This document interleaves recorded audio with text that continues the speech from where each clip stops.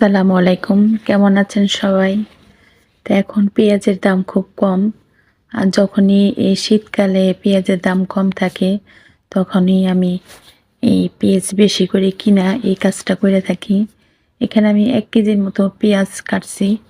এবছর একটু কমই কাটা হয়েছে, আর যেহেতু আমার কাজের বুয়া শরীর ভালো আছিল না, এজন্যই ১ কেজি পেঁয়াজ এরকম কুচি কুচি কাইটা এরকম টিস্যু পেপারে মেইলা ফ্যানের বাতাসে আমি শুকাই। শুকানোর পরে আমি এগুলো এখন ২ দিন ৩ দিন রোদ্রে শুকামো।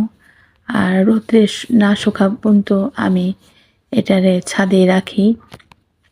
যখন রোদ্রে শুকায় যায় তখন ঠিক এভাবে মচমচা হয়।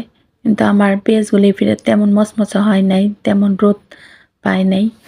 তে মচমচা হওয়ার পর আমি এগুলো ব্লেন্ডারে এভাবে ফাঁকি করি।